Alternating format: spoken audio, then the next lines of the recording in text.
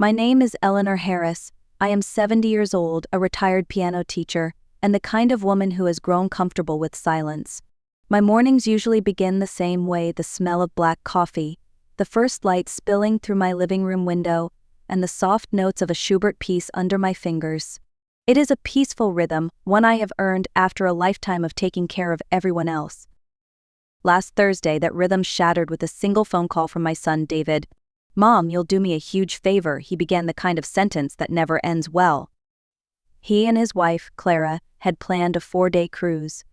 Apparently, Clara's stepfather, Thomas Caldwell, needed a temporary place to stay because his retirement home was being fumigated. "It's just a few days, Mom," David said, already assuming my agreement. "He's very polite, you'll hardly notice he's there." I did notice.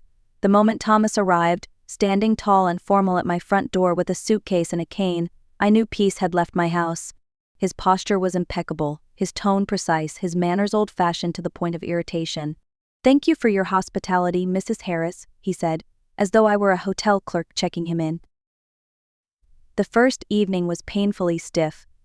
He read a book in absolute silence, while I tried to watch my show, the ticking clock between us louder than the TV.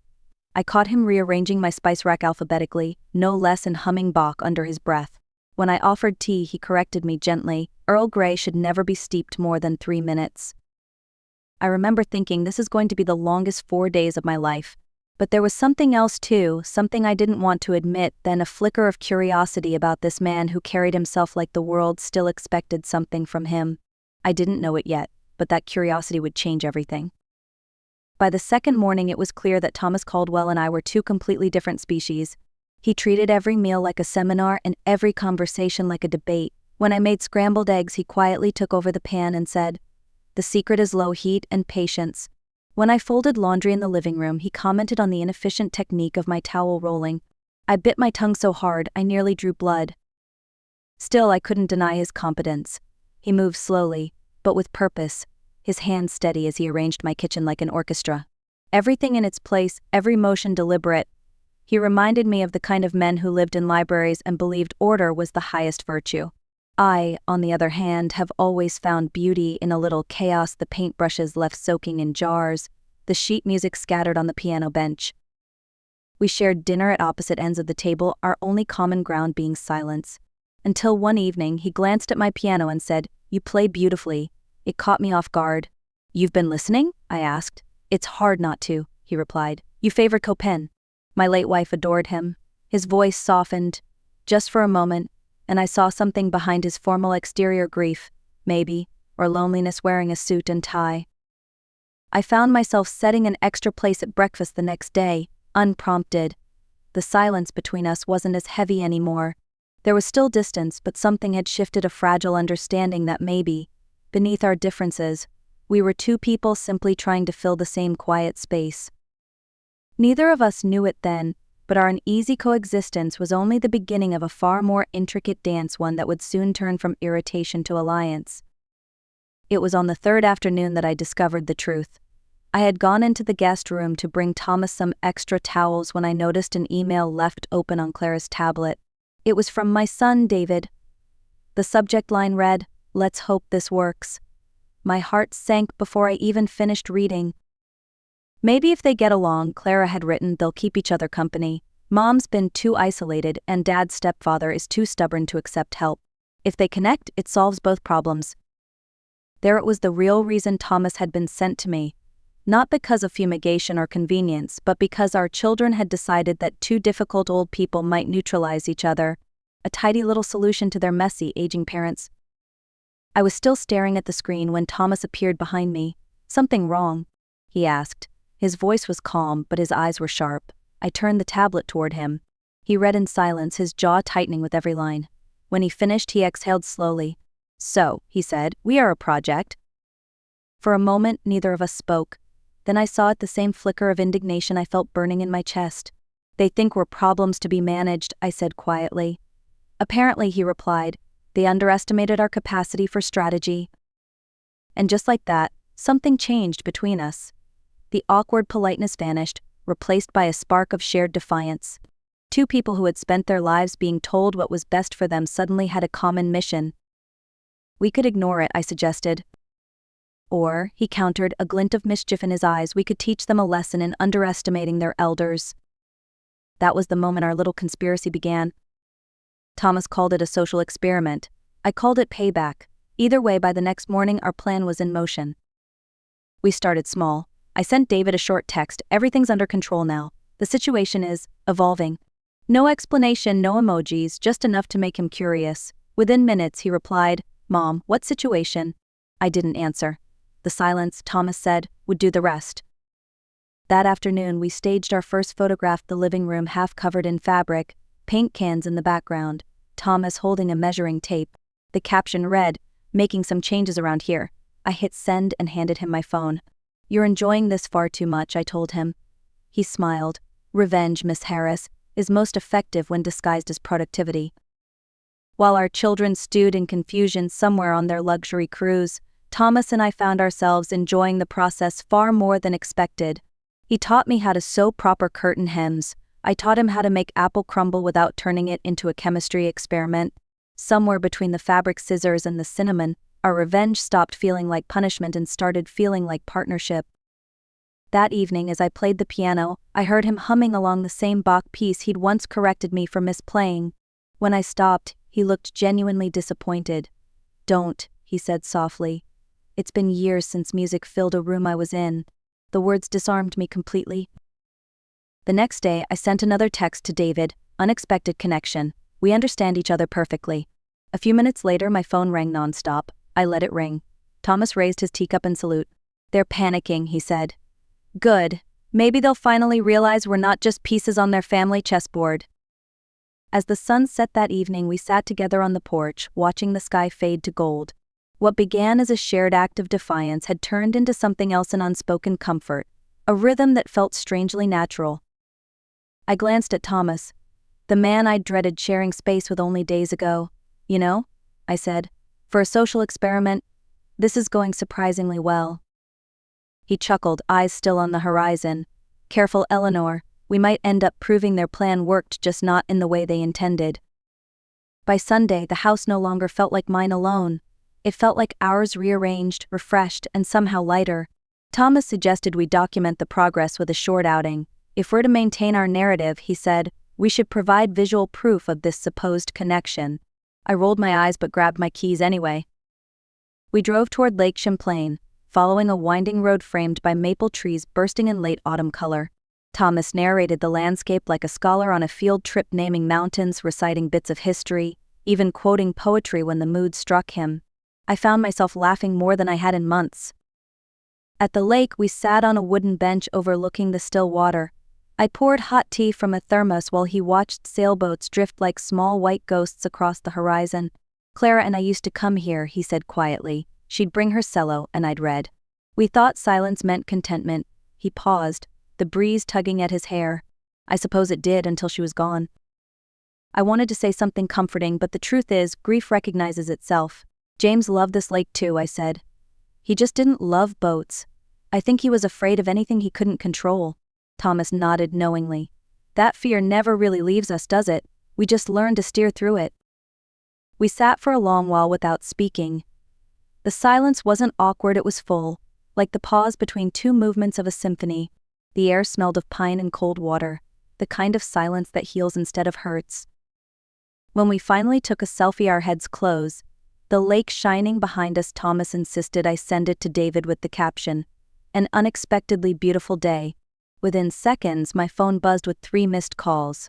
Thomas laughed, genuinely amused. We've given them quite the storyline, he said.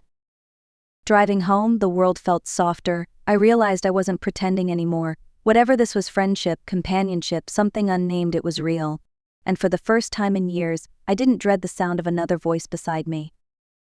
Somewhere between the laughter, the quiet, and the autumn light, 2 lonely people had stopped being an arrangement and started becoming a connection neither of us expected. By Monday morning, Thomas and I had grown used to our strange new routine.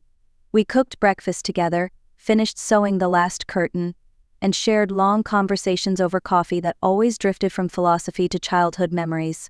But we both knew the game couldn't last forever. David and Clara would be home that evening, and our experiment was about to face its final test.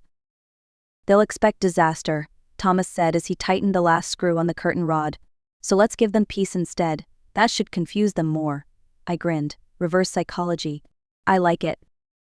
By evening, we'd prepared the perfect setting, dinner ready, candles lit, the newly redecorated living room glowing in warm light.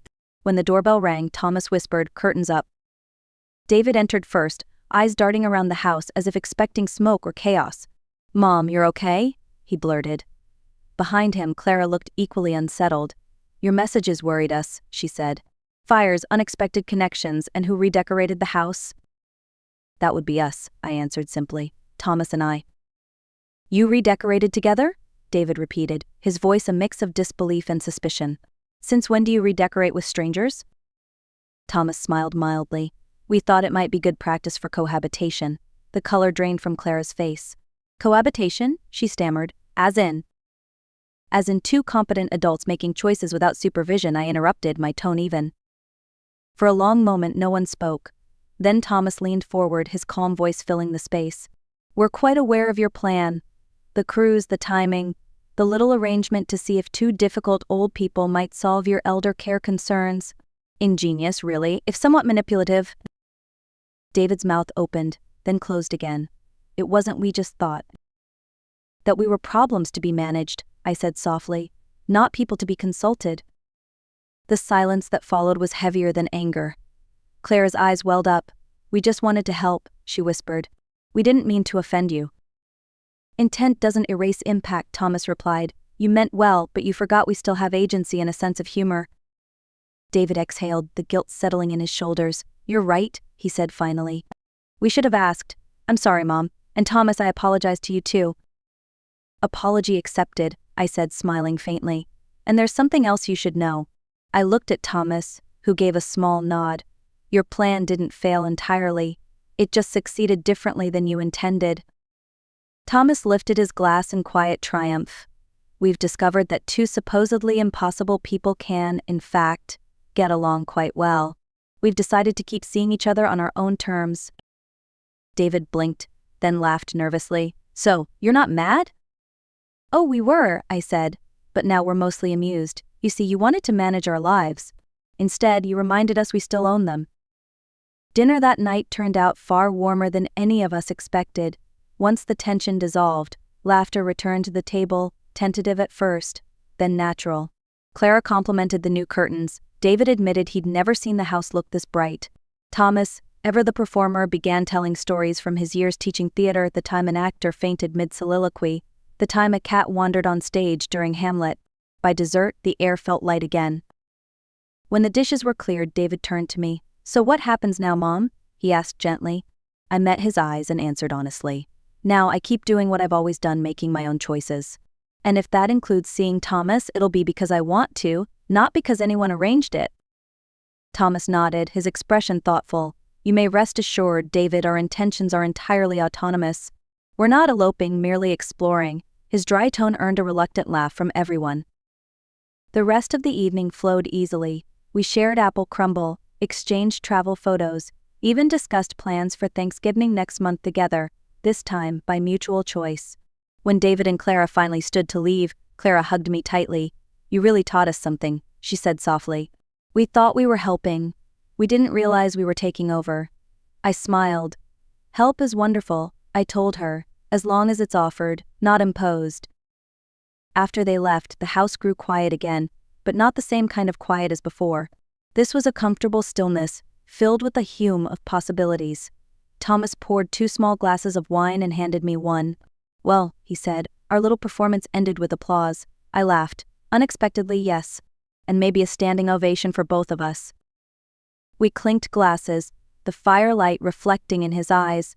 Whatever name our connection would eventually take, friendship, companionship, or something more, it didn't need to be defined tonight. What mattered was that it was real and ours alone. Outside, snow began to fall softly across the garden, settling like a blessing on everything it touched. Inside, 2 people who were never meant to meet sat side by side, quietly grateful for a plan that had gone beautifully wrong. When I look back now, I can't help but smile at how it all began: an unwanted guest, a careless plan, and two grown children who thought they knew what was best for their parents. They meant well, I believe that, but meaning well isn't the same as respecting someone's independence. Thomas once said something that stayed with me: the worst kind of control is the one disguised as care. At the time, I thought he was being dramatic. Now I understand exactly what he meant. People often wrap their fear in concern, fear that their parents might fall, make mistakes, or simply live differently than they'd prefer. But love without respect quickly turns into management, and no one at any age deserves to be managed. Our children wanted to make our lives easier. Instead, they reminded us we still had a life worth choosing, decorating, and sharing on our own terms. The irony is almost poetic. In trying to teach us responsibility, they learned what it truly means to let go. If you're watching this and you've ever tried to fix someone else's life, especially someone older, pause for a moment.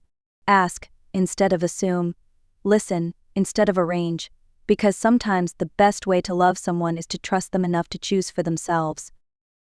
And if you're like me, someone who's been labeled stubborn, set in your ways, or too independent, don't apologize for it. Independence is not defiance, it's proof that your story isn't over yet. So tell me, have you ever seen good intentions go terribly wrong? Share your story in the comments, I'd love to read it. And if this story reminded you of someone you care about, share it with them. Maybe it'll spark a conversation worth having. Don't forget to like, share, and subscribe, because sometimes revenge isn't loud or cruel, it's simply living well and reminding the world that you still can.